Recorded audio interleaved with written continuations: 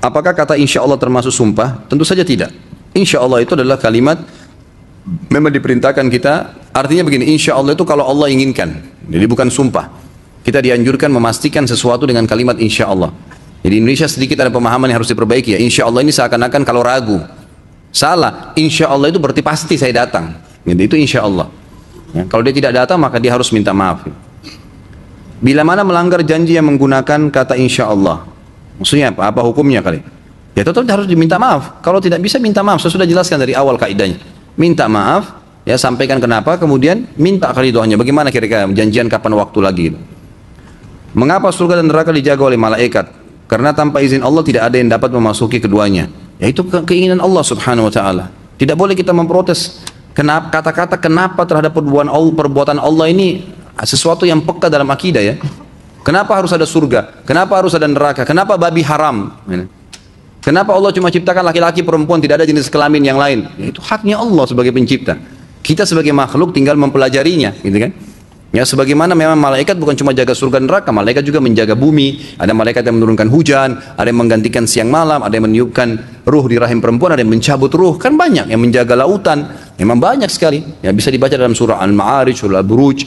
Banyak menjelaskan masalah itu. Mengapa umat nabi-nabi terdahulu seperti umat Nabi Nuh alaihissalam, Nabi Syuaib alaihissalam, Nabi Lut alaihissalam dan dimusnahkan Allah. Namun mengapa umat Nabi Musa alaihissalam, Bani Israel tidak dimusnahkan dan masih ada hingga kini? Tentu ini hikmah dari Allah subhanahu wa ta'ala. Allah mau begitu. Kalau pengikut Nabi Musa alaihissalam, kalau kita baca dalam surah-surah dalam Al-Quran, di zaman Musa alaihissalam, pada saat mereka berbuat dosa, mereka mau taubat. Coba perhatikan ya. Bani Israel itu selalu yang bersama dengan Musa alaihissalam. Seperti waktu mereka minta untuk menyembah patung setelah selamat dari ya tenggelamnya Laut Merah, gitu kan? Mereka melihat patung, maka mereka juga minta pada Musa. Musa cuma menegur, nggak boleh. Bagaimana caranya Allah baru selamatkan kalian masih mau sembah berhala? Terus mereka taubat, gitu kan? Jadi mereka kembali. Kalau kita temukan nabi-nabi yang lain, Nabi Nuh, Nabi Syuaib, Nabi Lut, ini memang membangkang, nggak mau taubat. Maka Allah musnahkan. Allah alam, itu yang saya tahu.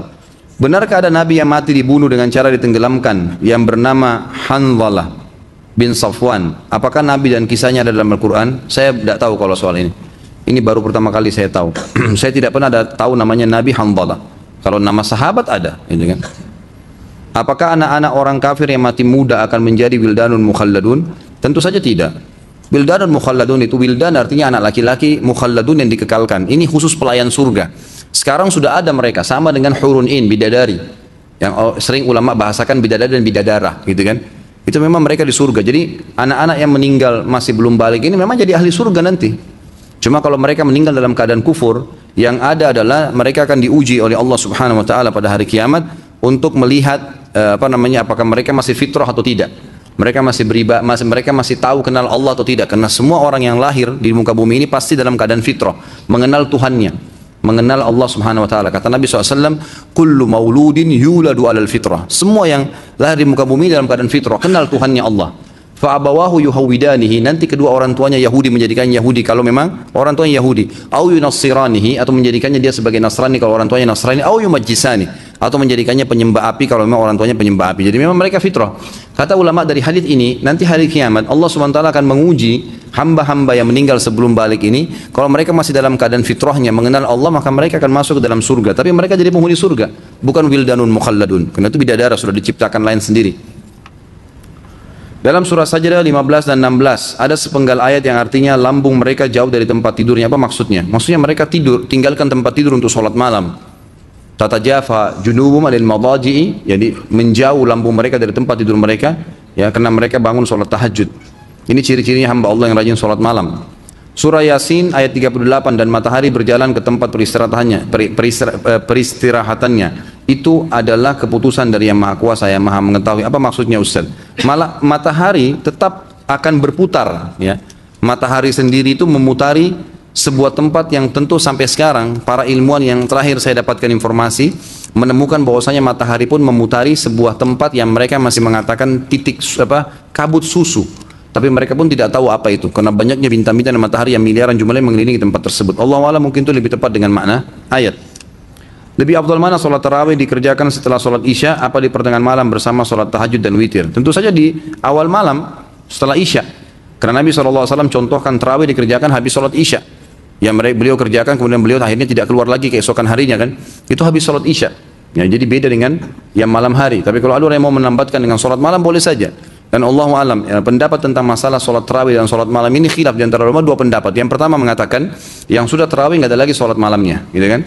Karena dianggap itu sudah sholat malam. Jadi kalau malam buat apa ya, mengaji, berdoa, gitu kan? Pendapat kedua yang mengatakan bahwasanya tarawih adalah sholat sendiri dikerjakan di bulan Ramadan, juga sama dinamakan sholat malam. Nanti tahajud dikerjakan juga nggak apa-apa. Sesuai dengan sabda Nabi SAW, qiyamul lail mathna mathna. Sholat malam itu 2 rakaat dan tidak ada batasnya, tidak ada batasnya, gitu kan? Seperti itu pemahamannya. Perilaku Umar bin Khattab menggenapkan sholat sampai 20 rakaat tarawih dan 3 rakaat witir karena beliau berpegang pada hadis tadi. Sholat malam itu 2 rakaat, artinya tidak ada batas jumlahnya. Masalah kasus pendapat pertama mengatakan hadis Nabi SAW, Aisyah berkata Nabi SAW tidak pernah sholat lebih dari 11 rakaat di Ramadan dan di luar Ramadan. Ini adalah cerita Aisyah, kata para ulama hadis. Yang berpendapat kedua, pada saat Nabi SAW sedang di rumahnya, sepengetahuan Aisyah. Sementara kita tahu Nabi SAW punya beberapa orang istri, gitu kan? Aisyah tidak tahu apa yang terjadi di rumah lain, gitu kan? Jadi tidak betul kemungkinan memang Aisyah cuma menceritakan apa yang terjadi di rumah beliau, gitu. Ya, ini seperti itu kurang lebih memahaminya. Apa termasuk sunnah mengerjakan sholat nisfu Syaban? Sudah saya jelaskan tadi. Bagaimana menurut sunnah mengerjakan sholat Idul Fitri? Apa di dalam masjid atau di lapangan? Tentu di lapangan lebih afdal. Tapi kalau ada halangan, ya, tidak ada tempat, sempit, hujan, maka boleh di dalam ruangan, tidak ada masalah. Tapi Nabi SAW mengerjakannya di musola. Musola itu lapangan luas untuk sholat. Kalau kita kan musola malah masjid kecil, gitu kan.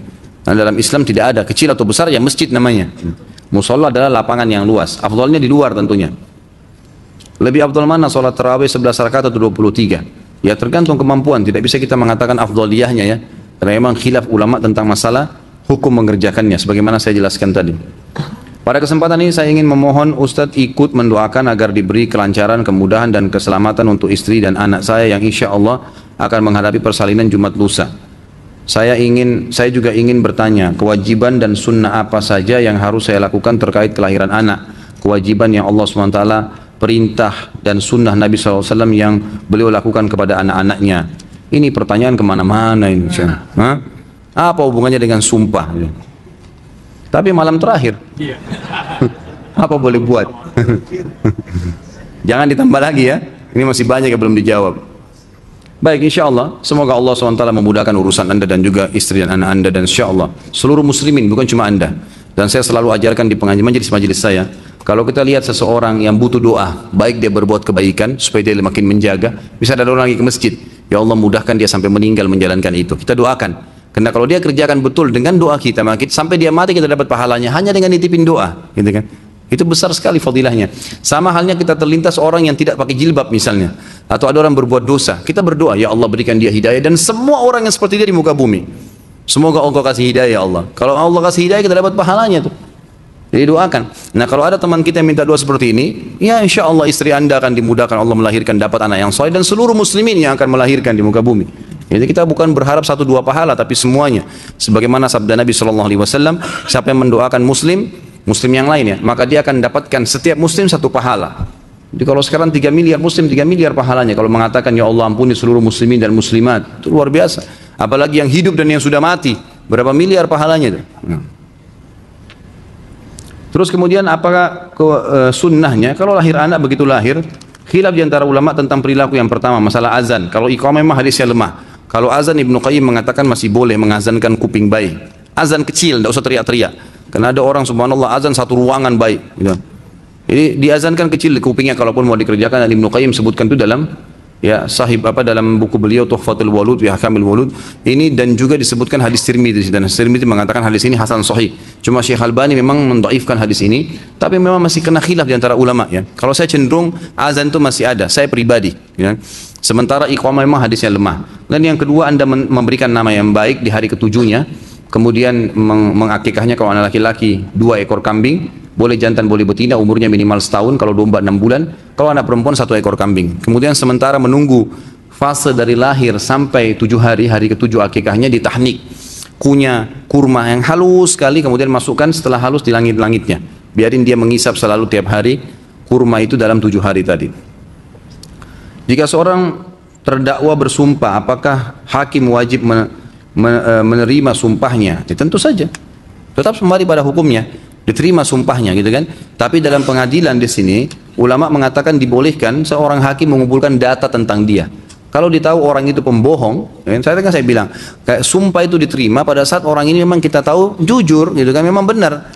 Atau apa adanya kita belum tahu, tapi kalau dalam pengadilan kita tahu, dan biasanya hakim punya feeling orang ini mungkin tidak benar atau apa, atau ada memang data-data yang dia miliki, maka dia punya hak, dia bersumpah, tapi argumen saya ada nih, karena ini, gitu kan, boleh saja. Gitu. Ini juga sudah sama, kajian.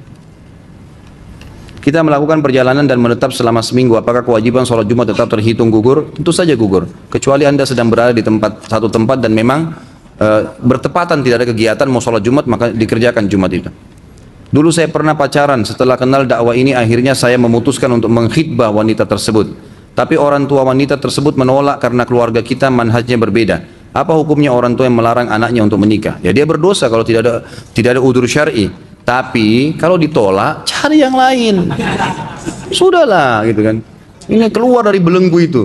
Rupanya Allah mau ini sebelum Ramadan saya perbaikin konsep-konsep ini nih. Ya, sudahlah, tinggalin. Kalau jangan punya harga diri. Kalau nggak bisa ya sudah, gitu kan. Jangan memaksakan diri di situ. Bagaimana pandangan menurut syariat terhadap sekolah Islam atau pesantren yang memasang tarif biaya sekolah tinggi namun dengan fasilitas yang baik? Boleh-boleh saja. Haknya dia. Bagaimana dia mau bayar guru-guru? Nggak mungkin kalau nggak ada pembayaran kan. Kalau anak kita nggak mampu, ya sudah cari sekolah yang mampu. Jangan salahin orang yang buat sekolah. Karena kita nggak bisa masuk, oh itu terlalu mahal, ya itu haknya orang. Jadi kan tidak boleh disalahin. Apakah hal tersebut di atas dapat menimbulkan kecurangan sosial bagi mereka yang tidak mampu? Tentu saja tidak ya. Harus Anda perbaikin hati Anda, tidak boleh. Allah SWT mengatakan, Am yahsudunan nasa ala ma atahumullah min fadli. Apakah orang-orang ini suka menghasut apa yang Allah berikan kepada orang lain? Tidak boleh, gitu kan? Nggak usah kita hasut dengan itu. Itu haknya orang. Mungkin memang pertimbangannya bangunannya memang ya dia butuh operasional, mungkin pembayaran listrik, mungkin izinnya, itu hak dia. Kan gitu. Jadi tidak perlu ada pemikiran seperti itu. Apakah hal tersebut termasuk ke dalam bisnis usaha yang tidak boleh menurut syariat? Saya sudah katakan boleh saja. Bagaimana cara menghadapi dan menasihati orang tua yang gampang mengeluarkan kata-kata kasar seperti mengatakan anaknya durhaka dan lain sebagainya hanya karena anaknya pergi kajian sunnah? Tentu didiami orang tua kalau sudah mengucapkan kata-kata seperti ini, sambil nanti kalau sudah tenang baru dibahasakan. Kalau tadi saya belajar ini, dan ini demi kebaikan saya.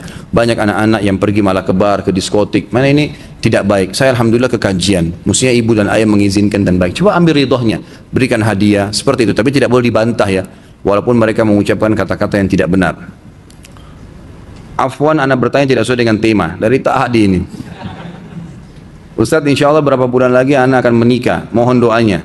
Masya Allah, doa semua. Dikarenakan orang tua saya telah bercerai dan sudah memilih pasangan masing-masing lagi, bolehkah orang tua kandung anak berdampingan di atas pelaminan atas izin suami atau istri masing-masing? Bagaimana pandangan dalam Islam? Setahu saya tidak boleh. Setahu saya. Dan di dalam Islam tidak ada keharusan orang tua bersanding. Saya kan sudah berikan cara pernikahan syar'i. Jadi mempelai laki-laki berhadapan sama tamu laki-laki dan jamnya dipisahin sama perempuan. Jam 10 pagi sampai jam 12. Khidbah, akad nikah. Karena yang laki-laki wajib hadir akad nikahnya. Kan itu. Hadir di akad nikahnya, kemudian mempelai laki-laki hadir menjamu tamu laki-laki, mereka saling mendoakan, makan, habis itu bubar. Habis duhur sampai asar mempelai perempuan hadir dan semua perempuan di situ, gitu kan?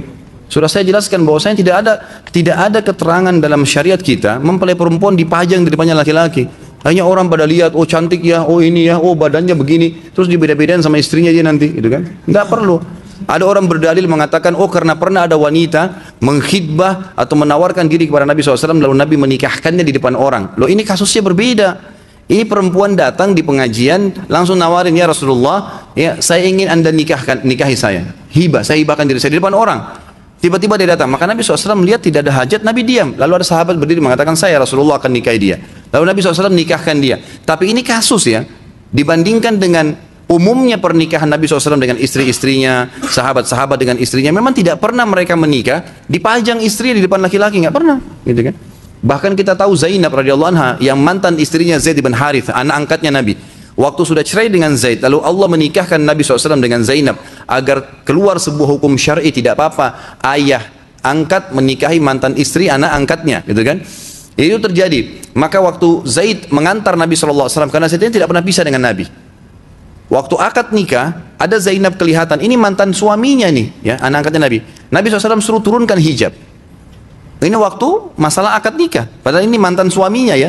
Yang tidak boleh dia lihat lagi. Seperti itu. Itu yang terjadi. Itu ada riwayat pada kita. Jadi tidak boleh dianggap umumnya perempuan tadi yang menhibahkan diri Nabi dan Nabi nikahkan dengan sahabat itu sebagai dalil bolehnya perempuan di banyak jadi fitnah. Umumnya kan orang dandan pada saat itu ya. Jadi tidak perlu dipamer-pamer istri. Anda pernah dengar bahwa dusta yang dibolehkan Rasulullah SAW ada dua, yaitu mengatakan istrinya cantik padahal tidak, dan mengatakan masakan sang istri enak padahal tidak. Benarkah Ustaz? Adakah dalilnya? Bukan dua, tiga dibolehkan dusta dalam Islam. Dalam peperangan, kalau musuh tangkap, antum ditawan lalu ditanya, berapa jumlah pasukan Islam? 1 juta. Padahal sebenarnya cuma 1000. Kemudian yang kedua adalah memperbaiki dua orang yang sedang bertengkar. Si A, si B lagi bertengkar, lalu kita datang kepada si A. Sebenarnya si B itu merasa bersalah. Cuma dia lebih tua, dia nggak mau mulai minta maaf. Padahal si B nggak bilang itu. Ini dibolehkan islah dzatu bayyin namanya, memperbaiki dua orang. Yang ketiga, pujian suami istri satu sama yang lain. Jadi bukan cuma istri, suami juga begitu. Jadi akhwat di belakang sana kalau suaminya pulang kantor badannya kecut, gitu kan? Jangan bilang-bilang langsung jangan, jauh dari saya kamu kecut. Jangan. Tersinggung, laki-laki itu mudah tersinggung, gitu kan? Jangan. Nanti dia merasa wibawanya sedikit tercoreng saja, dia sudah tidak mau dekatin sama sekali, gitu kan? Oh Masya Allah, begini aja sudah ganteng, apalagi kalau sudah mandi. Nah, dia langsung lari ambil handuk tuh, gitu kan? Jadi pakai cara, padahal tujuannya sama. Nah ini kan berdusta, gitu kan? Mungkin dia sudah semberawut tadi, nggak ganteng, tapi kita bilang seperti itu. Nah sama, suami juga bisa ucapkan yang sama. Pulang ke rumah istrinya lagi cuci-cuci keringatan, gitu kan? Masya Allah, begini aja cantik. Apalagi kalau sudah mandi. Nah dia, padahal sebenarnya ini lagi amburadul kan gitu.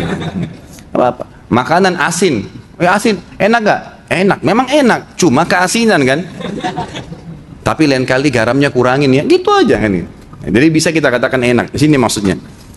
Bukan berarti di sini dusta dengan selingkuh ya, nggak boleh, haram. Banyak laki-laki salah paham tuh, boleh bohongin istri nggak apa-apa, nggak bisa. Jantan, saya sudah nikah, gitu. Ini sembunyi-sembunyi. Bagaimana cara membersihkan hati dari rasa kesal kepada seseorang yang pernah membohongi dan berbuat tidak baik kepada kita? Ya ini penyakit hati, harus bisa diperbaiki. Anda mau menjaga, mau membiarkan nggak penyakit itu atau mau mengeluarkan? Karena tidak ada manfaatnya buat kita. Apa manfaatnya menyimpan dalam hati? Dalam Islam tidak ada sesuatu yang tertutup, semua transparan. Nggak ada kedustaan, tidak ada dendam. Nggak ada dendam dalam Islam. Orang kalau sudah buat salah, minta maaf sudah selesai. Kan gitu, tidak boleh kita dendam. Apabila ada pelanggan yang bersumpah bahwasanya barang yang dibelinya kurang jumlahnya, apa yang sebaiknya saya lakukan? Berikan, tambahkan. Rezeki di tangan Allah Subhanahu wa taala. Oh kurang, ini tadi 1 kilo, tapi saya bawa pulang rumah ternyata kurang 1/4 kilo. Tambahin aja. Nggak apa-apa, sedekah. Ya. Apabila ada pelanggan bersumpah barang yang dibeli rusak dan pada saat dibeli sudah dicek dan dites, apa yang harus saya lakukan? Tentu saja kalau sudah ada kesepakatan, lebih baik kalau Anda punya toko begini dicek. Termasuk adab syar'i dalam ekonomi syariat ya, adalah kalau kita terima duit 100.000, bilang, ini 100.000 ya. Itu termasuk adab. Sayangnya ini banyak orang non muslim yang lakukan. Kita mesti begitu di kasir ya. Bu, Pak, 100.000 ya, gitu. Karena kadang-kadang subhanallah dia kasih 50.000, dia kira 100.000. Bisa saja orang seperti itu. Jadi kita ucapkan, ini kembalinya 53.500 ya, diucapin. Tidak apa-apa, itu bagus. Barangnya ini sudah dicek ya, dicek nyala semua lampunya ya. Ini semua bagus ya, kipas angin dicoba tes bagus ya. Baik. Kalau mau berikan garansi, berikan garansi. 3 hari garansinya. Kalau enggak, maaf, kalau keluar dari sini sudah nggak bisa dikembalikan. Bahasakan dari awal. Kalau ada akad, kita punya hak, tidak berdosa. Tapi kalau tidak ada akad, maka dia punya hak untuk mengembalikan. Saya mimpi ikut perang, tapi saat pasukan muslimin maju serentak saya hanya diam, terkesima. Kemudian ada saat saya duel dengan musuh tapi saya kalah, terhenus pedang dada kiri. Apa artinya Ustaz?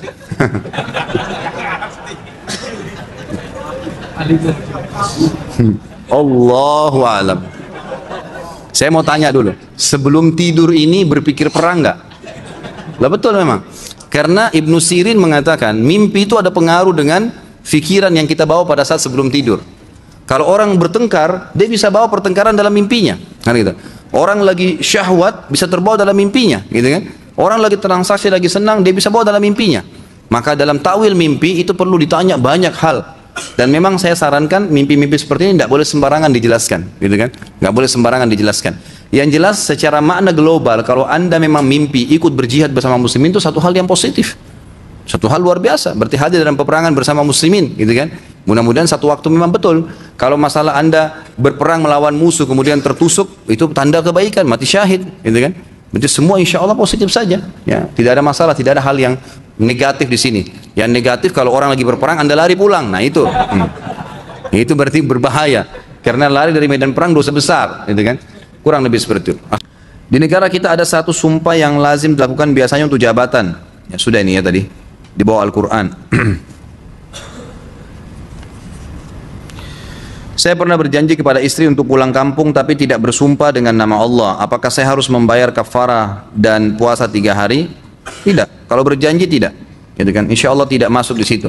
Tapi kalau anda pungkiri, ya ini berarti anda berdosa. Kecuali istrinya ridho, karena sudah janji ya. Orang mukmin selalu patuh dengan syaratnya. Saya akan pulang insya Allah nanti seminggu kemudian. Lalu ada halangan. Tadi saya sudah jelaskan subhanallah di awal ya. Jelaskan argumen kenapa kita kerjakan dan kenapa tidak kerjakan.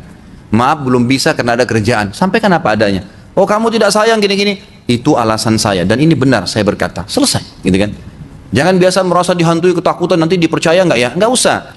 Sampaikan jujur, serahkan selebihnya kepada Allah. Jangan biasakan orang curiga kepada kita. Kalau prinsip saya begitu, saya bicara apa adanya selesai. Anda percaya tidak percaya ini perkataannya yang benar. Akhirnya orang-orang yang berinteraksi sama saya sudah tahu. Oh berarti pasti benar nih kalau diucapin karena saya juga tidak mungkin jual agama saya kan gitu. Jadi biasakan seperti itu. Yang penting kita memang betul apa adanya, bukan rekayasa. Mana yang harus didahulukan? Puasa Syawal dengan puasa bayar utang Ramadan.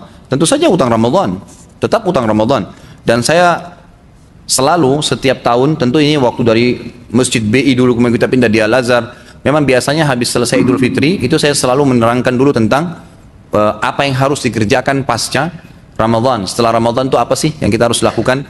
Di antaranya fadilah-fadilah puasa-puasa sunnah yang akan kita ingatkan kembali. Puasa 6 hari Syawal, Senin Kamis, Ayyamul Bid, kemudian puasa Tasu'a dan Asyura di bulan Muharram, kemudian puasa hari Arafah tanggal 9 Zulhijjah, itu semua akan kita motivasikan kembali. Tapi kalau hadis yang dimaksud adalah siapa yang berpuasa Ramadan sebulan penuh, kemudian diikuti 6 hari bulan Syawal puasa sunnah, maka pahalanya sama dengan puasa setahun. Ulama mengatakan hadis ini berlaku secara letter-let hukumnya. Berpuasa Ramadan sebulan penuh lalu diikuti puasa Syawal 6 hari, berarti sebulan 6 hari baru dapat ya pahala puasa setahun penuh. Baik, tinggal pertanyaan Ustadz, saya kalau khawatir bulan Syawal saya lepas karena biasanya seminggu di Indonesia ini libur puasa, ketupat lah, buras lah, apa alasannya macam-macam, gitu kan? Baiklah, seminggu hilang, berarti sisa 3 minggu. Perempuan akhwat ada haid, seminggu lagi, tinggal 2 minggu, takut habis Ustaz. Boleh Syawal dulu? Boleh. Bukan tidak boleh. Syawal dulu boleh, kan gitu. Tapi kalau ditanya mana yang saya dahulukan, tentu saja lebih afdal puasa Ramadan baru bayar 6 hari Syawal. Kalau bisa digabung lebih baik. Misal punya utang 3 Ramadan, 3 hari bayar dulu 3 hari baru 6 hari Syawal. Tidak usah khawatir karena sebulan itu kalau mesin itu sudah panas mobilnya. Udah biasa lari 120, 140. Jangan begitu tiba bulan Syawal dikendorin lagi lari 10 gitu. Udah gas terus saja. 10 sampai 200 larinya gitu kan. Mestinya begitu, lebih giat beribadah. Apalagi ini cuma 6 hari. Sebulan tambah 6 hari. Kalau kita kerja di satu perusahaan, pimpinan perusahaan bilang, siapa yang kerja Januari full tambah 1 minggu Februari, gaji setahun dia terima. Nggak usah kerja setahun, 5 pekan saja kerja, pasti lembur semua. Ini begitu, puasa Ramadan tambah 6 hari saja. 6 hari ini boleh dicicil lagi. Hari ini, besok, minggu depan 2, pokoknya selama bulan Syawal. Dan boleh digabung Senin Kamis, Senin Kamis. Senin ibadah sunnah boleh digabung niatnya, gitu kan? Senin Kamis, maka dapat pahala banyak, gitu kan? Nah, kalau kepepet boleh puasa Syawal dulu. Tapi selama belum dibayar utang Ramadannya yang 3 hari misalnya, dia sudah puasa 6 hari Syawal, belum dicatat pahala setahun. Sampai tuh yang 3 hari dibayar. Mudah-mudahan di sini tidak ada pertanyaan yang akan saya ucapkan sekarang. Sering kali kalau dekat Ramadan begini, Ustadz, saya masih punya utang tahun lalu, belum dibayar. Ini tinggal 2 minggu Ramadan. Mana 11 bulan nih, kemana anda 11 bulan ini? Yang pergi sana, pergi sini, acara ini, keluar kota, tidak pernah puasa. Masa? Ustadz ini kesian kadang-kadang ya. Posisinya, pesawat sudah dua-dua sayapnya putus, patah, gitu kan? Ini di depan sudah asap semua. Ustadz selamatin pesawatnya, jangan sampai jatuh. Ini rumah tangganya sudah ribut, kacau balau, bertengkar tiap hari. Ustadz bagaimana jalan keluarnya? Wah, apa dosanya Ustadz ini? Yang berantem anda kok. Ustadz paling kasih solusi, cerai atau tinggal sama-sama, sabar atau cerai, nggak ada yang lain, gitu kan? Berharap hendak ustadznya terlibat lebih jauh, nggak mungkin, dia juga punya pekerjaan, dia juga punya kegiatan. dia juga punya keluarga yang dia harus urus, dia juga punya cari nafkah, punya kewajiban, gitu kan? Jadi cobalah bijaksana dalam masalah-masalah seperti ini. Teman saya meminta cerai suaminya, apa ini? Teman saya meminta cerai suaminya dan suaminya menanggapi dan berkata, ya itu mauku, aku ikut, itu maumu, maksudnya apa nih? Aku ikut saja. Apakah itu sudah termasuk tolak? Kalau suaminya niat menceraikan, jatuh tolak. Istri bilang ceraikan saya, kata suaminya, ya sudah saya ikutin maumu. Dia niat cerai, ya jatuh cerainya. Jangan main-main di kalimat cerai. Dan Allah jadikan kalimat cerai itu di lisan suami, karena dianggap oleh Allah laki-laki itu berakal. Jadi kalau laki-laki yang juga selalu ya mengumbar-ngambirkan, membuang-buang kalimat cerai itu sama dengan perempuan. Perempuan itu tidak dikasih kalimat cerai karena kalau dicerai di tangan istri 1 hari 10 kali antum diceraikan. Terlambat bawa pesanan, saya ceraikan kamu. Mau pergi ke rumah orang tuanya tidak diantar, terlambat besok ya saya ceraikan kamu, cerai terus itu. Tapi kalau antum kan tidak, ceraikan saya, sabar, nggak apa-apa, tunggu dulu, nanti begini, coba pertimbangkan. Memang begitu laki-laki. Tapi kalau laki-laki bilang ya sudah saya ceraikan, ya sudah, ini sama dengan perempuan. Sabar gitu. Itu kalimat terakhir sekali itu, senjata terakhir. Sudah nggak mau ya sudah silahkan saya ceraikan, gitu kan? Dan kalau sudah ucapin cerai, punya harga diri. Nggak usah telepon, nggak usah tanya, biarin aja. Nanti dia telepon sendiri tuh. Banyak ikhwah begitu, sudah cerai sampai sini, dia benar nih. Dia benar ya, bukan dia salah. Kalau dia salah dia harus minta maaf memang. Tapi dia benar, ngoyo terus, telepon terus, dia dihina sama istrinya. Enggak, jangan, tak usah, biasa saja. Nanti satu waktu pasti dia akan menyesal. Pada saat orang salah itu dia tidak dibutuhkan, dia akan kembali mencari. Karena memang dia tahu dirinya salah, gitu kan? Itu sudah umum, itu kaidah umum, seperti itu. Adakah doa dalam sholat fardu agar tetap istiqomah dan mati dalam keadaan husnul khatimah? Kalau ada, apa contohnya dan di saat apa? Kalau doa secara khusus sih saya sekarang tidak terlintas ya. Tapi tentu saja ini termasuk permintaan yang mulia ya. Sebaiknya memang seorang muslim meminta kepada Allah SWT agar diberikan husnul khatimah, gitu kan. Sekarang saya tidak terlintas, tapi yang jelas ini pastinya ada ya, pastinya ada, tapi saya tidak terlintas lafaz-lafaznya. Kalau memang saya tidak sempat teringat sampai akhir pertanyaan nanti, maka saya sarankan ucapkan saja dengan bahasa Indonesia pun kepada Allah, ya Allah tutuplah hidup saya dengan husnul khatimah, mudahkanlah saya beristiqamah di agamamu. Itu adalah satu hal yang positif. Saya seorang ibu dan menyuruh anak perempuan saya untuk memotong rambutnya menyerupai laki-laki karena ada kutunya, dan berniat agar anak tersebut supaya menggunakan hijab karena malu dengan rambut pendeknya. Dosanya saya, dosakah Ustaz saya karena telah menyuruh memotong rambutnya? Setahu saya tidak boleh ya. Tidak boleh memotong rambut kalau anak perempuan kecuali darurat sekali. Misal memang harus operasi. Kalau hanya kena masalah kutu, insya Allah bisa dipakai cara-cara lain. Cara-cara lain misalnya dijauhi kelembapan, kemudian menggunakan obat-obat tertentu, itu insya Allah positif. Karena perempuan itu dianjurkan memanjangkan rambut. Dan jangan hubungkan antara potong rambutnya pendek supaya dia malu jadi pakai jilbab. Tidak perlu begitu. Sampaikan apa adanya. Nak, pakai jilbab wajib dalam agama. Allah akan marah sama kamu. Kalau ibu pun meninggal, ayah meninggal, kamu tetap bertanggung jawab hari kiamat. Selalu tanamkan keimanan. Insya Allah Allah akan berikan itu. Jadi jangan hubungkan dengan hal-hal yang hanya karena kita ingin dia mengerjakan perbuatan ibadah lalu kita hubungkan dengan hukuman tertentu. Ini tidak perlu. Orang Islam tidak menjalankan sholat fardu, apakah amal ibadahnya yang lain akan tertolak? Mohon penjelasannya Ustaz. Setahu saya tidak, tetap aja diterima oleh Allah Subhanahu Wa Taala. Tetapi kalau dia meninggalkan sholat itu jahdan, bangkang, nggak ada sholat misalnya, nah itu sudah kufur, berarti semua amalnya tidak bermanfaat. Tapi kalau takasulan, malas-malasan saja, maka insya Allah ini amalnya tetap diterima yang lainnya. Bismillah. Terkait tema minggu lalu mengenai setiap amal ibadah harus sesuai tuntunan Al-Quran dan Sunnah, lalu bagaimana menghadapi perkara yang terjadi khilaf para ulama di mana masing-masing pendapat didasari dengan dalil? Sebagai orang awam yang belum mengerti betul ilmu hadis, bagaimana kita tahu mana yang benar? Apa bedanya hadis sahih dan hasan? Apakah hadis dhaif boleh diamalkan? Tentu saja kita dianjurkan kalau memang mau ya, kalau memang mau lebih mendalami, maka kita usahakan untuk mencari tentang kebenaran dalil-dalil itu. Jadi kita bukan melihat siapa yang memberikan pendapat, tetapi dalil yang sedang dikemukakan. Mana yang lebih sahih, gitu ya.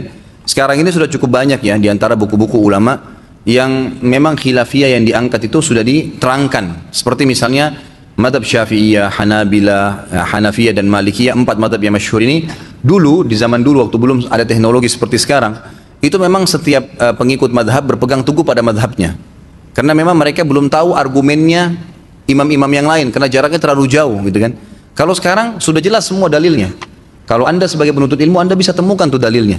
Oh iya, ternyata dalilnya lebih kuat. Kalau kayak waktu saya masih kuliah di Madinah, memang dipaparkan tuh hukum haji misalnya, masalah tawaf di Arafah dari waktu kapan sampai waktu kapan. Diangkatlah pendapat Syafi'iyah berkata waktu ini dalilnya ini, Malikiyah ini, Hanabila ini, kan gitu. Semua disebutkan ya. Kemudian Hanafiyah ini disebutkan dalil-dalilnya. Kemudian dosen kami coba mengatakan di antara dalil-dalil ini ada seorang ulama bernama misalnya Ibnu Rajab menyimpulkan bahwasanya pendapat yang dalam masalah ini adalah Hanafiyah misalnya, karena pertimbangan 1, 2, 3, 4, 5 memang kami pelajari sehingga oh iya jadi bahan pertimbangan gitu kan. Tetapi kalau intinya kalau kita masih berpegang pada pendapat yang punya dalil, insya Allah nggak apa-apa, insya Allah nggak apa-apa karena ada dalil ya. Tapi kalau mau lebih tepat lagi sehingga amalnya sudah lebih pasti diterima oleh Allah SWT, ya memang kita pelajari dan dalil tersebut telusurin. Sekarang tinggal search di Google, ada sebuah dalil kita temukan, tulis saja kesahihan hadis ini misalnya sujud sahwi, nanti keluar semua kan, itu bisa kita baca ya, kita bisa temukan. Apa ini masalah jodoh? Bila kita memiliki kecenderungan pada seorang ikhwan dan dia juga punya kecenderungan yang sama pada saya, namun 2 tahun ke depan dia harus melanjutkan S2 ke luar negeri dan belum bisa menikah, sebagai akhwat apa yang sebaiknya dilakukan? Menunggu dan komitmen bersama atau mencoba ta'aruf dengan ikhwan lain? Ta'aruf aja, ta'aruf saja. Mau nikah sekarang atau nggak usah? Nggak usah tunda-tunda. Menunda ta'aruf berlama-lama ini membuka pintu fitnah. Nggak usah, nggak perlu ya. Jadi kita juga sebagai laki-laki jangan terlalu menahan-nahan akhwat. Tunggu saya ya 2 tahun lagi, nanti di sana dinikah sama bule ya. Nggak boleh. Sekarang nikah, masalah S2 bawa istri gitu kan, atau biarin dia di Jakarta atau di Indonesia, nanti kita berhubungan kan bisa pada saat liburan pulang kan gitu. Niat nikah nggak usah tunggu S2 S3 terlalu lama ini, nanti kalau ada S4 juga gitu nggak perlu gitu. Kalau saya Allah alam ukhti ini ambil komitmen, kamu mau nikahi saya sekarang atau enggak, kita nggak usah tergantung gitu kan. Dan ingat, keluar dari bingkai kehidupan yang kita buat sendiri. Saya kalau tidak nikah sama dia saya gila, ini bahaya, ini gila bener nanti gitu kan.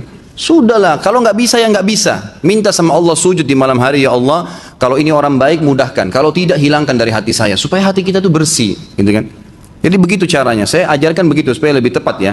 Kalau saran saya ambil ketegasan, kalau dia bilang memang saya nggak bisa nikah kecuali sudah selesai S2, ya sudah kembali kepada Anda. Anda mau nunggu silahkan nunggu. Tapi kalau saran saya, kalau memang merasa sudah perlu menikah ya, sudah tinggalin. Maaf ya, saya nggak bisa nunggu sampai 2 tahun. Kalau ada ikhwan yang lebih dulu datang, maka saya akan terima. Udah selesai gitu. Saya ada teman yang di rumahnya terpajang silsilah keturunan Nabi Muhammad SAW. Lalu di silsilah akhir tertulis nama teman saya, marga Arabnya Al-Idrus. Apakah memang benar keturunan Nabi masih hidup?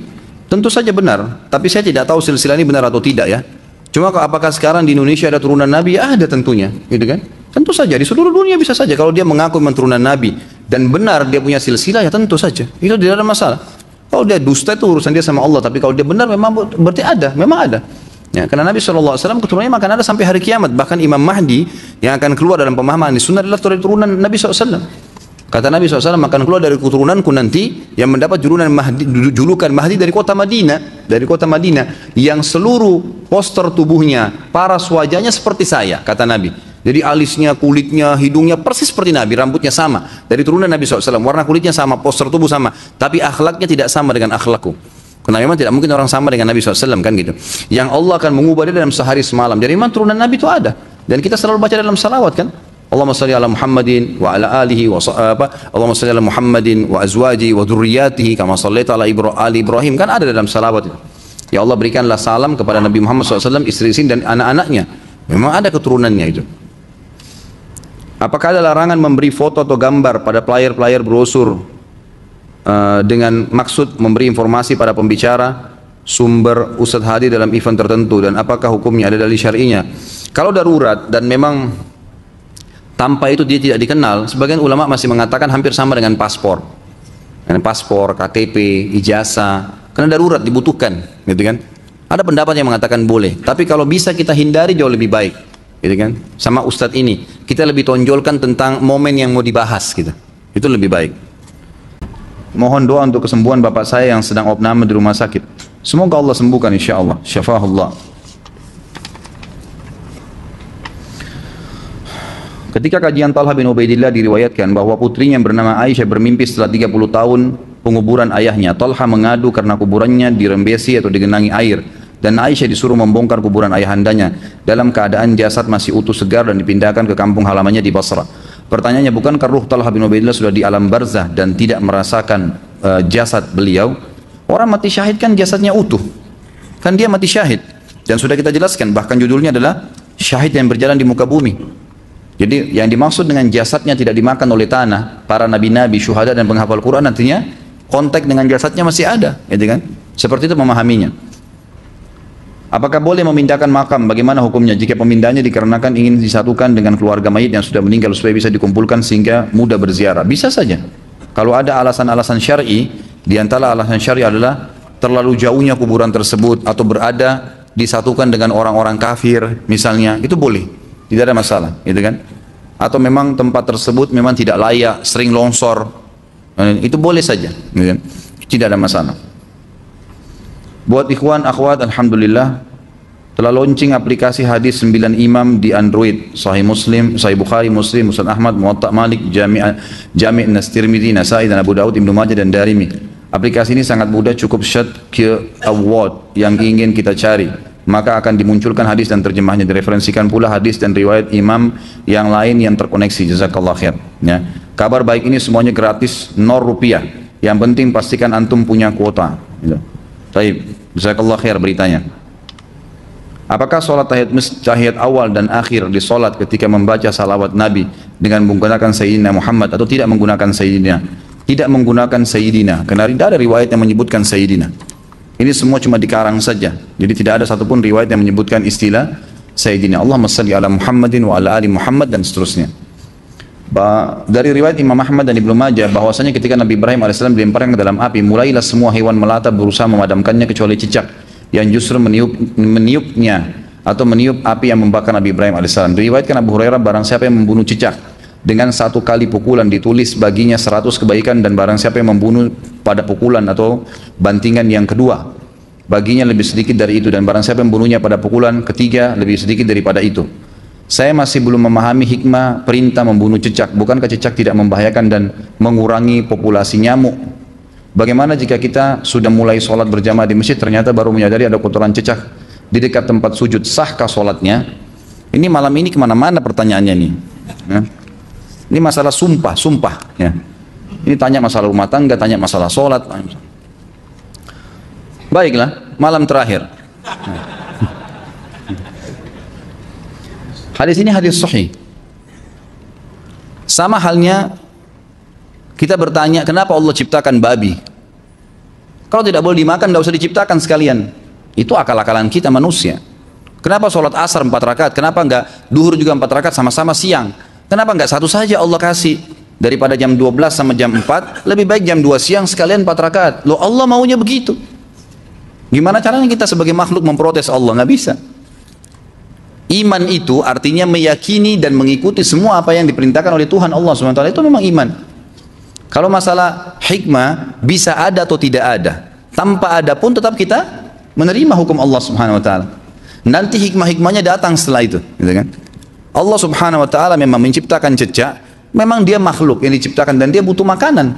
Walaupun dia disuruh bunuh, dia butuh makanan. Ada beberapa hewan yang kita disuruh bunuh, kan? Bukan cuma cicak, kalajengking, ular, ya, hewan yang berbahaya. Memang kita dianjurkan bunuh. Anjing yang berwarna hitam semuanya, ya, sebagaimana sabda Nabi SAW itu adalah jelmahan daripada syaitan, itu kan? Tapi semuanya hitam, ya, semuanya, dan hanya anjing. Jangan lihat orang kulit hitam. Pernah soalnya begitu di Madinah. Ada orang bilang pada saat dijelaskan ini, dia lagi tidur, dia bangun di kelas, dia cuma dengar kata-kata hitamnya boleh dibunuh. Dia bilang, Syekh, orang Afrika boleh kita bunuh kan hitam. Kata syekhnya, ini anjing hitam. Nah, jangan salah faham. Jadi memang diperintahkan membunuh cicak, membunuh tikus, membunuh ular, kalajengking, itu perintah dari Allah SWT. Apa hikmahnya? Allahu a'lam. Saya terus terang secara pribadi belum mendapat hikmahnya, tapi sebagai orang yang beriman kita jalani.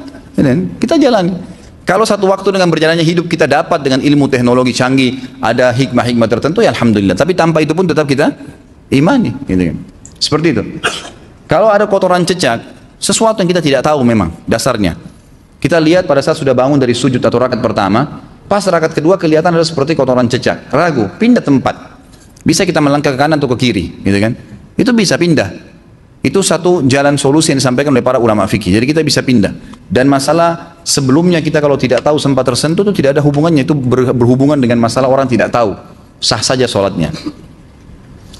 Kemarin banyak dari kalangan Islam yang berduyun-duyung ke masjid meramaikan malam nisfu Sya'ban sambil membawa air mineral untuk didoakan. Ada yang baca surah Yasin 3 kali berjamaah dengan diniatkan untuk panjang umur, memperoleh rezeki dan mendapatkan husnul khatimah. Ada juga yang dilanjutkan dengan sholat sunnah. Apa hukum membaca surah Yasin 3 kali dan sholat nisfu Sya'ban? Lalu apa keistimewaan malam nisfu Sya'ban dan tuntunan apa yang disunnahkan? Ini banyak muslimin memang yang menyalahgunakan ya dalil-dalil.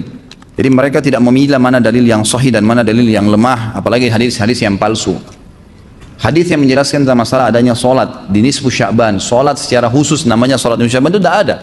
Hadisnya palsu, maudhu itu. Yang ada memang adalah fadilah mengerjakan sholat malam di nisfu Sya'ban, sholat tahajudnya. Sholat tahajud seperti biasa, tapi khusus malam nisfu Sya'ban punya fadilah. Karena disebutkan dalam sebuah riwayat yang sahih bahwasanya Aisyah radhiyallahu anha pernah mendapatkan giliran nginapnya Nabi SAW di rumahnya. Terbangun tengah malam, dia melihat Nabi SAW tidak ada di sebelahnya. Maka Aisyah radhiyallahu anha terbawa rasa cemburu. Dia memakai bajunya kemudian mengelilingi rumah-rumah Nabi yang lain. Ya, istri Nabi yang lain takut Nabi ada di sana gitu. Diketukin satu-satu ternyata nggak ada. Lalu Aisyah tergopoh-gopoh pergi ke masjid mendapatkan Nabi SAW sedang sholat. Begitu Nabi SAW lihat Aisyah lagi ngos-ngosan jalan, gitu kan, kena buru-buru. Kata Nabi SAW, wahai Aisyah, kau cemburu lagi? Ini adalah malam nisfu Sya'ban. Artinya saya sholat malam ini karena ini adalah nisfu Sya'ban. Ini hadis yang sahih, gitu kan? Dan memang dianjurkan oleh para ulama. Mereka mendirikan sholat malam di malam nisfu Sya'ban itu sholat tahajudnya, tidak ada malam khusus, tidak ada sholat khusus namanya malam nisfu Sya'ban. Di siang harinya dianjurkan seseorang berpuasa, karena Nabi SAW memperbanyak puasa. Terlebih lagi nisfu Sya'ban itu, ya kenanya malamnya itu berarti puasa tanggal 14. Kalaupun nisfu Sya'bannya malam hari ke-15, dan kita tahu ada puasa Iyamul Bid, ada 13, 14 dan 15. Itu kita dianjurkan puasa 3 hari, kan gitu. Tapi tidak diniatkan khusus puasa nisfu Sya'ban, khusus puasa itu. Karena memang secara umum Nabi SAW puasa sebulan penuh, di bulan Sya'ban. Kalau masalah membaca surah Yasin, ini tidak asing lagi kalau di Indonesia. Semua harus surah Yasin. Pindah rumah Yasin, orang mati Yasin, semua Yasin. Ditanya dalilnya, nggak ada dalil, gitu kan. Hanya karena surah Yasin dikatakan jantungnya Quran.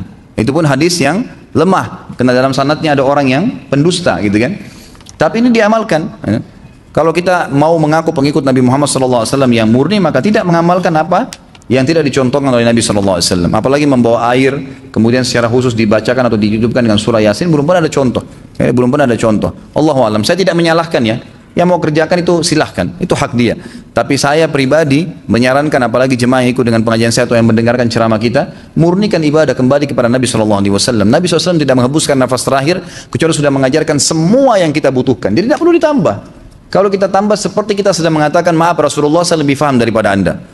Nabi nggak pernah baca Yasin 3 kali di malam nisfu Sya'ban, nggak apa-apa kan, bagus. Loh, Nabimu nggak pernah lakukan. Nabi yang nerima dari langit wahyu nggak pernah lakukan, nggak apa-apa. Berarti sama saja anda bilang, maaf Rasulullah saya lebih ngerti. Ini keliru, nggak boleh. Jangan tambah-tambah agama, biarkan dalam keadaan murni. Sedangkan murni saya sudah banyak sekali yang kita bengkalekan, apalagi kalau ditambah-tambah. Bagaimana penjelasannya tentang sumpah yang dilakukan di atas Al-Quran bagi para pejabat pemimpin tanah air? Apa konsekuensinya jika berbohong? Setahu saya belum pernah di zaman Nabi SAW, di zaman sahabat, Quran diangkat disumpah di atas kepala, itu belum ada. Belum pernah ada itu. Jadi tidak perlu kita lakukan. Cukup. Sumpah itu harus mulia. Wallahi saya tidak lakukan. Udah. Wallahi saya akan jalankan. Atau demi Allah saya akan jalankan tugas dan amanah. Cukup itu. Kalau anda tanya kepada saya, setahu saya nggak pernah ada tuntunannya. Saran saya ya ditinggalkan, cukup disumpah saja. Bersumpah atas nama Allah anda akan jalankan amanah, demi Allah saya akan jalankan amanah, sudah cukup. Itu yang ada sesuai dengan sunnah. Ya. Kalau dia bohong ya tentu saja dari kata-kata yang dia ucapkan, bukan karena Quran ditaruh di atas kepalanya, gitu kan? Dari kata-kata yang dia ucapkan itu akan ada hukum. Kalau hukum manusiawi, dia harus dihaddil muftari, dicambuk 80 jerah karena berdusta, dan dia harus menjalankan kafarah tadi, denda itu yang kita sudah sampaikan tadi. Apakah para calon pemimpin hanya menganggap formalitas belaka sumpah tersebut? Allahu a'lam. Saya nggak baca hati mereka. Saya nggak tahu apakah mereka formalitas atau tidak. Apakah hukumnya jika seseorang bersumpah selain huruf yang 3 tadi Ustaz?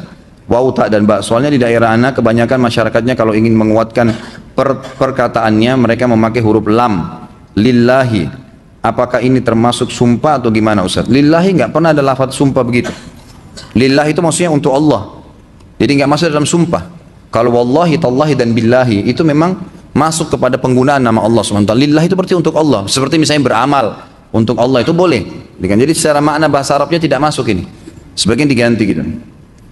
Jika seorang meninggalkan maksiat bukan karena Allah, tapi karena dia hanya tidak suka dengan maksiat itu, apakah dia berdosa? Ataukah yang dia lakukan itu sah-sah saja? Sah saja, tapi tidak ada pahalanya. Mengerjakan sesuatu harus karena Allah, meninggalkan itu harus karena Allah. Kalau anti Ramadan tiba, Anda puasa hanya karena orang semua puasa. Satu. Atau Anda puasa karena memang orang tua menyuruh puasa. Atau puasa karena teman-teman semua puasa. Atau puasa karena nggak enak. Dan puasa karena memang mau cari pahalanya. Sama nggak? Beda ini lima-limanya. Nggak bisa harus karena Allah SWT. Teman-teman yang sudah menikah, jangan menikah. Dan kalau memang niatnya dari awal sudah salah, perbaikin mulai malam ini. Yang belum menikah niatin yang benar. Kalau menikah, jangan menikah karena orang tua suruh. Jangan karena umur sudah sampai. Jangan karena teman-teman menyuruh atau semua teman sudah menikah. Tapi karena Allah dan Rasulnya memerintahkan nikah, ibadah, sehingga kita siap menghadapi suka dukanya. Dan sama dengan puasa, dari sahur sampai buka puasa, kalau niat ibadah, maka pahala terus berjalan. Terus berjalan, makanya harus niatnya karena Allah SWT. Kalau dia hanya niatkan karena tidak suka, kebetulan dia jijik misalnya sama cium bau busuknya khamar misalnya, ya itu cuma dia pribadi, secara pribadi, nggak ada pahala. Tapi karena dia benci khamar, karena Allah Subhanahu Wa Taala melarang, maka itu pahala. Apa hukum apa ini goyang dumam? Dumang. Karena kalau di sekolah umum pada pelajaran olahraga diiringi dengan goyang. Jika siswa tidak mau ikut maka nilainya terancam. Ya kalau pakai musik haram lah. Tidak bisa kita menghalalkan. Jadi ikhwan dan akhwat sekalian, tolong kalau ditanya kepada saya dan teman-teman dai yang lain, jangan Anda cemberut atau merasa tidak didukung kalau ustaznya bilang tidak boleh. Karena pasti kami jawab hukum Allah. Nggak mungkin ada ustadz yang berani mengatakan kalau memang dia dai benar, oh boleh silahkan. Nggak bisa, atau karena mungkin anaknya sekolah di situ atau anaknya melakukan, nggak bisa, haram. Kalau nggak konsekuensi, Anda akan ambil pahala saya hari kiamat. Ngapain? Susah-susah saya ibadah, Anda mau panen pahala saya karena saya ajarin salah, nggak mungkin. Haram, nggak boleh. Gitu kan? Saya kerja di bank komisioner Ustadz, haram, riba, keluar. Emang begitu hukumnya? Belum bisa Ustadz, cari. Anda sudah tahu hukumnya kan? Silahkan cari jalan. Kalau nggak berarti konsekuensinya pasti akan ada hukuman. Tidak mungkin ada seorang dai bilang, oh nggak apa-apa kerja aja akhi, nggak apa-apa. Gitu. Berarti dia siap untuk menanggung konsekuensi, kan? Tidak mungkin. Haram, halal. Gitu. Dan alhamdulillah halal itu banyak. Bapak saya sering bersumpah dengan nama Allah untuk menutupi kesakitannya, sehingga kami sebagai anak sudah tidak menghiraukan lagi sumpahnya. Gimana cara menasehati agar beliau kembali dan bagaimana kafarahnya? Sedangkan sumpahnya udah tidak bisa dihitung berapakah sumpahnya. Dari mana Anda bisa tahu kalau dia bohong di sini? Mungkin benar lagi nggak sakit. Mungkin benar misalnya dia lagi tidak mau makan bubur, tapi karena dipaksa oleh anaknya dia mengatakan demi Allah saya nggak suka. Memang mungkin dia nggak suka, kan gitu. Kalau saya ikutin saja, kecuali kalau memang ada indikasi dari pemeriksaan dari dokter memastikan memang betul dia seperti itu, diingatkan hukumnya. Tugas kita mengingatkan. Kita tidak bisa mengubah orang. Hidayah di tangan Allah SWT. Yang saya tahu, saya belajar di pengajian saya nggak boleh sumpah kalau kita harus bohong, gitu kan? Nggak bisa. Ayah sakit bilang sakit, tidak akan memberatkan kami, gitu kan? Berikan ketenangan seperti itu. Kafarahnya seperti biasa. Ulama sepakat mengatakan kalau ada orang berulang kali bohong, gitu kan? Dalam sumpahnya ada pendapat yang mengatakan cukup kafarah sekali. Kalau permasalahan yang dia lakukan sama, ya, misal dia bohong di penyakitnya tadi. Karena sama kesalahannya, sumpah yang dia lakukan di kesalahan yang sama, kafaranya sekali. Tapi kalau berbeda jenis kesalahan yang dia lakukan, maka setiap dosa itu ada kafarahnya. Difahami ya? Belum salam ditulis maaf Ustaz tema yang lalu. Sudah 11 bulan saya nggak punya kerjaan tetap. Nafkah yang saya berikan ke istri sangat minim sekali. Keluarga istri meminta saya untuk pisah. Akhir-akhir ini istri juga sudah tidak tahan. Istri saya bekerja. Sebenarnya kami masih saling menyayangi. Istri saya masih cinta sama saya. Ustaz, gimana saya menyikapi masalah ini? Apa saya ikuti maunya istri dan keluarga? Saat ini istri saya lagi didekati pria lain yang lebih mapan dan kaya. Salahkah saya kalau memukul pria tersebut? Karena pria itu telah mengambil kesempatan dalam kesempitan rumah tangga kami. Ustadz minta amalan atau wirid untuk melapangkan rezeki. Ini ada hubungannya sama tema nggak ini? Hah? Jawab atau enggak? Kasihan. Ya udahlah, kena malam terakhir ya.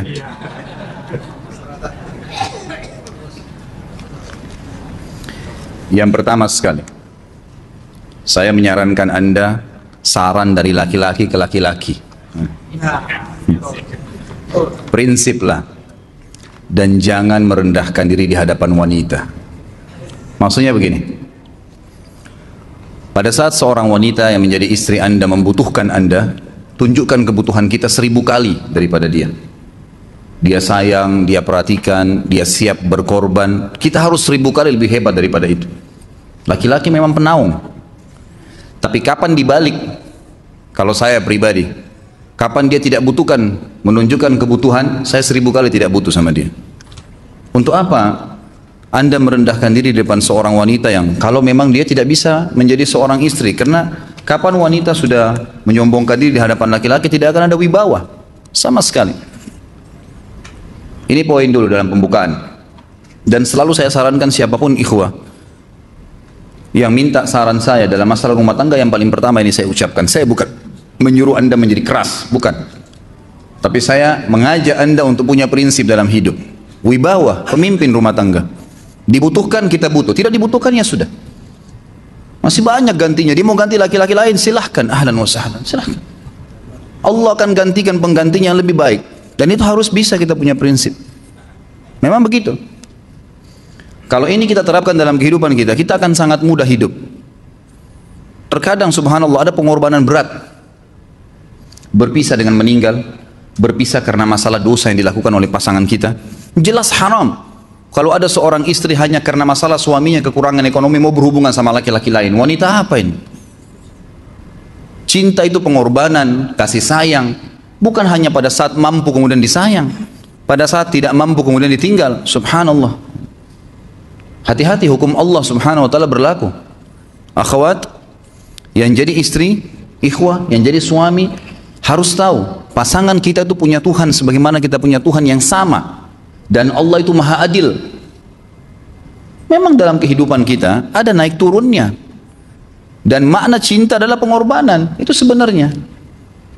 Kalau hanya kita kantongnya lagi penuh kemudian disuka sama istri, pada saat lagi tipis, lagi masalah, kemudian dia mau berhubungan sama laki-laki lain, na'udzubillah min dzalik. Wanita apa ini? Kalau saya tidak naungin. Kalau saya nggak naungin. Kamu mau sama dia silahkan. Ahlan sahlan, silahkan jalan. Kalau saya, istri saya sangat tahu prinsip saya. Kalau kamu merasa ada laki-laki lain yang kamu anggap baik, atau kamu mau ingin memasukkan pendapat keluargamu dalam rumah tangga saya sehingga kedudukan saya sebagai suami tidak didengar lagi, silakan pilih keluarga kamu. Tidak ada masalah. Jadi jangan jadikan sebagai beban. Oh, nanti kalau pisah saya hidupnya bagaimana? Saya melarat. Ini kenapa? Saya mati kalau nggak sama dia, ya mati bener nanti. Gila kalau nggak nikah sama dia, gila kalau siapa ini? Ini kenapa ini? Keluar dari bingkai hidup itu. Seorang muslim itu hidupnya mulia. Dia dihormatin, dia menghormatin. Dia dihina, tinggalkan. Allah SWT tidak menyuruh kita menghinakan diri, tidak boleh. Kalau wanita ini misalnya, istri ini yang dikatakan tadi masih mencintai suaminya, dia hanya sekedar minta kerja, ya, garis bawahi kalimat ini ya, dia hanya sekedar minta kerja untuk membantu nafkah rumah tangga, ahlan wa sahlan, jempol, nggak masalah, bagus itu. Sampai suaminya mapan, itu baik. Tapi dalam kondisi masih status istri punya hubungan sama laki-laki lain, na'udzubillah min dzalik. Mana ghirah? Mana kecemburuan positif yang telah Allah pelihara dalam diri kita? Nggak boleh. Pada saat seorang sahabat pulang ke rumahnya mendapatkan istrinya selingkuh dengan laki-laki lain, tidak disebutkan apakah berhubungan biologis atau tidak, tapi yang jelas sahabat ini sampai kaget masuk ke rumahnya temukan ada laki-laki lain. Dia bingung mau lakukan apa. Dia pergi ke Nabi SAW lalu berkata, ya Rasulullah, saya pulang rumah istri saya lagi sama laki-laki lain. Maksudnya dia pandu saya harus buat apa nih? Apa yang terjadi? Subhanallah, Sa'ad radhiyallahu anhu sahabat Nabi mulia menghaluskan pedang mengatakan, ya Rasulullah, kalau terjadi pada rumah tangga saya akan penggal dua-duanya. Dua-duanya saya penggal nih. Tapi di sini ulama bilang saat ingin menghukum kalau terjadi pada keluarganya dengan penggal ini, bukan maksudnya dia menghukum secara individu, maksudnya dia saya ingin terapkan hukumnya Allah, dirajam, dibunuh karena mereka sudah menikah dan berzina. Hukum Allah terapkan, kemuliaan agama harus ada. Harus begitu.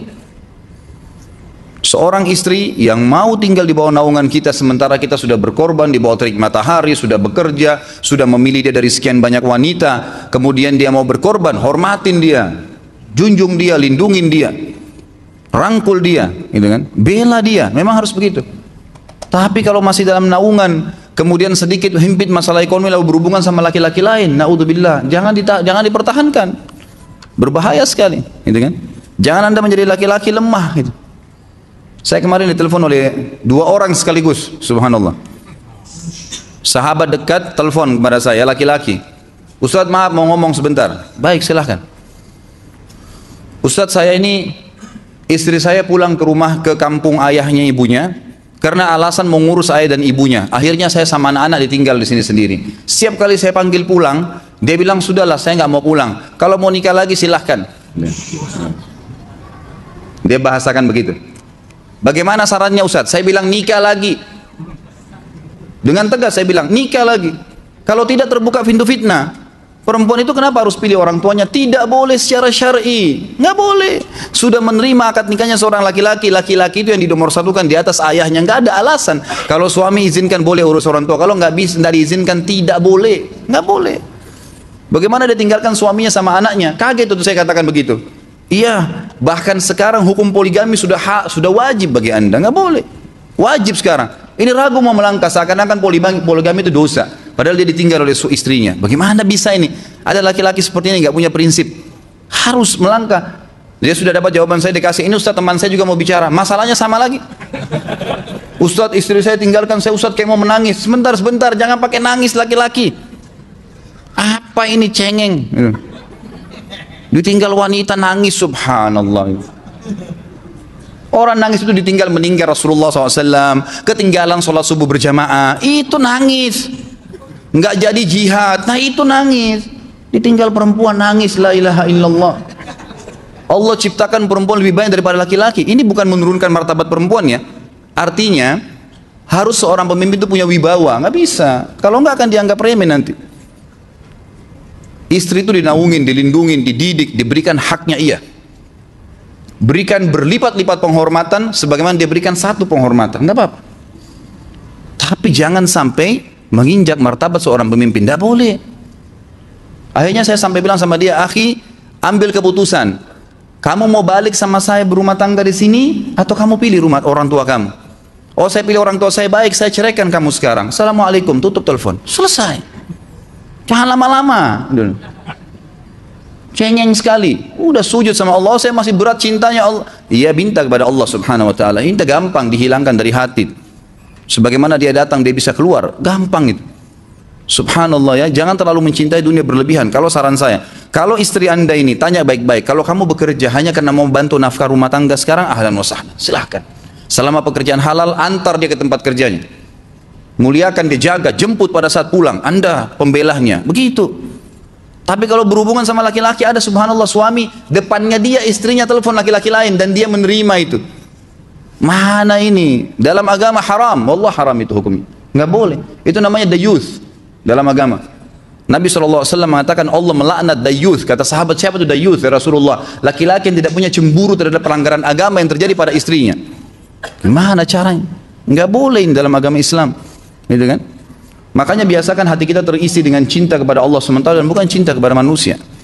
Mencintai istri karena Allah yang perintahkan, mencintai suami karena Allah yang perintahkan. Jadi semua karena Allah. Tidak ada kata-kata hilang, tidak ada rugi kalau kita meninggalkannya. Jadi ini hal mendasar yang saya tahu, Allahu alam. Jadi sampaikan seperti itu. Kalau wirid apa? Saran saya adalah memperbanyak istighfar kepada Allah SWT. Gunakan momen musibah itu sebagai kesempatan untuk mendekatkan diri dengan Allah Subhanahu wa taala. Begitu ya. Bagaimana kalau yang bersumpah itu adalah orang non muslim dengan bersumpah atas nama Allah Subhanahu wa taala? Apakah juga wajib untuk dipercaya? Tidak ada dalil menjelaskan masalah itu karena kita tidak perlu mendengarkan sumpahnya orang non muslim. Dia pakai nama Allah atau tidak. Kalau dia ucapkan itu benar, kita terima. Kalau dia ucapkan salah, kita nggak terima. Tapi kalau dia gunakan nama Allah, tidak ada hubungannya. Hukum tadi tidak berlaku padanya. Hukum ini hanya berlaku pada orang muslim saja. Karena mereka yang bisa diambil pegangan sumpahnya. Jadwal ceramah Pak Ustadz di bulan Ramadan bisa dilihat di mana Pak Ustadz? Sebenarnya jadwal saya tetap saja sama, di web itu sama, yang berubah hanya jadwal malam. Kalau yang siang semua tetap. Dari siang hari Senin, Selasa, Rabu, Kamis, semua ada jadwalnya, tetap berjalan itu. Saya tidak hafal secara utuh ya, tapi hari Senin pagi itu ada di Kemang, di Komplek Puri Mutiara, itu tetap berjalan. Pagi, jam 10 sampai jam 12 siang, azan duhur, kemudian di Senin pertama, Senin ganjil, Senin pertama sama Senin keempat, saya lanjut di Ranti Collection di Jatiwarna. Itu satu konveksi pakaian dan seluruh pegawainya di situ diadakan pengajian. Dan kalau Senin kedua dan Senin ketiga itu di Tebet, saya tidak ingat tempatnya pasnya, tapi itu di Tebet, ada alamatnya jelas di website itu. Hari Selasa tetap juga berjalan di beberapa tempat, hari Rabu juga begitu. Pokoknya semua yang siang ya. Kalau teman-teman di sini tuh saya ingatnya hari Selasa ganjil ya, Selasa 1 dan Selasa 3 itu saya punya jadwal di gedung Sempurna di lantai 9, lantai 14, PPI ya. Ya. Itu ada di situ dan itu terbuka untuk umum kok. Kemudian hari Rabu hari Rabunya itu ada di Mahkamah Agung. Masjid Mahkamah Agung habis duhur sampai waktu istirahat duhur. Antum mau mampir silahkan. Di situ juga ada tuh bahasan tentang rukun Islam. Hari Kamis kalau pagi jam 9 sampai jam setengah 9 sampai jam 10 pagi itu kajian Bulughul Maram di Masjid Istiqomah di Kelapa Gading sebelah Sekolah Al-Azhar. Kemudian lanjut jam 11 sampai kurang lebih jam 1 break sholat, kemudian sambung lagi itu Kitab Minhajul Muslim itu di Cibubur di Citra Grand Komplek Kostrat tempatnya Jenderal Samsudin. Itu ada di sana ada taklim sampai jam 1 atau jam 2an ya, seperti itulah kurang lebih. Hari Jumat juga ada pagi di Kemang, khutbah Jumat tetap berjalan, yang siang semua berjalan. Dan insya Allah nanti kita akan adakan jadwal tablik akbar kita masalah sahabat di Ramadan. Insya Allah tidak ada halangan di pekan ketiga sama pekan keempat bulan Juni ini. Dan kita usahakan berdekatan. Sabtu tablik akbar satu sahabat, Ahadnya tablik akbar lagi, gitu kan? Jadi biar insya Allah semangat Ramadannya masih ada, jadi kesempatannya. Ana dulu suka gibah. Ana mau tobat, tapi ana lupa siapa saja yang ana gibahi.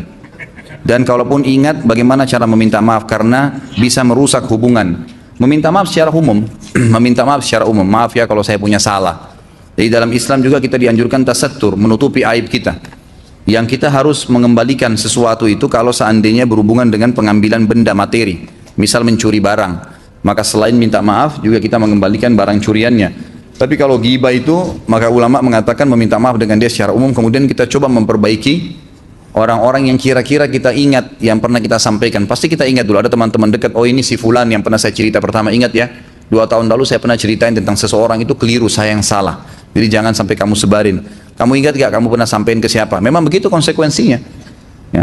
Siapa suruh dulu menceritakan orang gitu kan. Jadi kita harus bisa memperbaikin, jadi kan, memperbaikin itu dengan cara maksimal, minta kepada Allah SWT. Sebagian ulama salaf itu sampai sujud khusus untuk minta kepada Allah agar ditunjukkan siapa saja dulu yang mereka pernah ghibah, agar mereka diingatkan oleh Allah dan mereka minta maaf. Karena bahaya sekali, berat memang. Lebih baik kita capek di dunia daripada nanti di akhirat kita berurusan dengan dia. Jangan siapkan musuh hari kiamat, berbahaya. Kalau tidak diingat siapa lagi, minta ampun kepada Allah SWT, minta agar Allah ampuni bila memang selama ini ada orang-orang yang sempat digibah. Kalau terlintas dan sudah meninggal orangnya atau sudah tidak tahu di mana, maka kita beristighfar kepada Allah, ya Allah ampunilah dia, maafkanlah kesalahan saya, angkatlah derajat dia karena perbuatan saya itu. Jadi kita mendoakan dia kebaikan, insya Allah diampuni.